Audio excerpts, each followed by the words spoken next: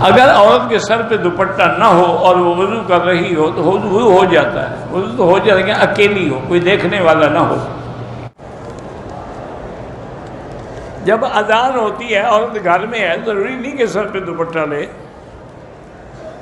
मेरा बेटा 14 साल का, अल्लाह उसको नमाज़ी बनाए, कहते जी औरत मगरिब के वक्त अपने बाल जो है वो संवार सकती है। क्यों? मगरिब के वक्त उसको भूत बनना है कि खामद आ रहा होगा?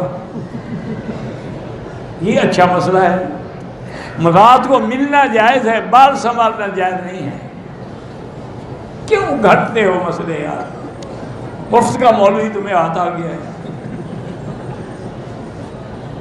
मर्द हो औरत तो कोई हो, मगरिब के बाहजामा भी बना सकते हैं, बाल भी बना सकते हैं।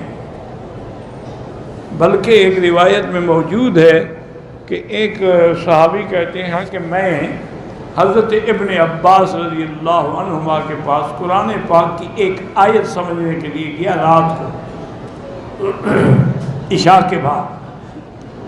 मैंने देखा कि हज़रत इब्न अब्बास गुस्ल फरमा के अच्छे कपड़े पहन के खुशबू लगा के तशरीफ़ ला रहे हैं। मैं जाके मिला और उन्होंने मुझे मसला भी समझाया। मैंने कहा हज़रत कहीं तैयारी है जाने की? फरमाया कि नहीं, मैं घर जा रहा हूँ। हज़रत ये आप जो कपड़े शपड़े, ने कहा तो हम चाहते हैं कि बीवी हमारे लिए बने संवरे, बीवी नहीं चाहती कि खामद बन संवर के आए। तो बीवी का भी तो हक है। ये तो नहीं ना कि खामद के कपड़ों से बदबू के झटके आ रहे हों, वो बेचारी क्या करे? खामद ने हुक्का और सिगरेट से अपने मुंह में इतनी बदबू भरी हुई हो कि कमरा भर जाता हो बदबू से, तो औरत क्या करे?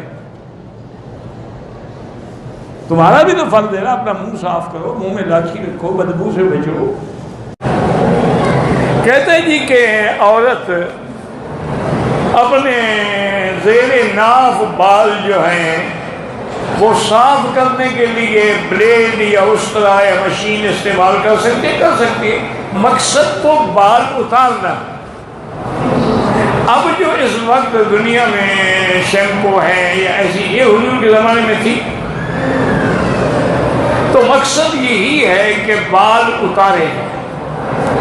असल तो फुक़हा ने ये लिखा है कि अगर औरत बचपन से जब बाल निकलने शुरू हों उस वक्त से उनको खींचना शुरू कर देना, फिर निकलेंगे भी नहीं और तकलीफ भी नहीं होगी। जैसे देखें ना लोग अपना उससे नोचने से बाल यहाँ से नोचते हैं, तो इब्तदा में तकलीफ होगी लेकिन बाद में कोई तकलीफ नहीं होगी।